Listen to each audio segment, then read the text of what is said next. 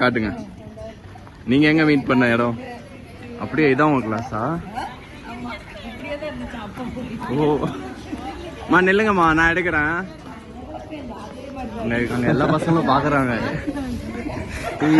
யாரா இவங்க?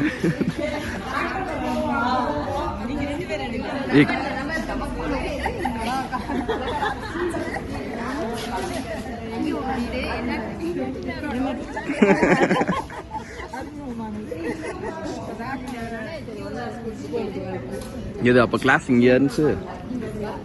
மரத்துக்கடியில. Okay okay. இதோ இங்க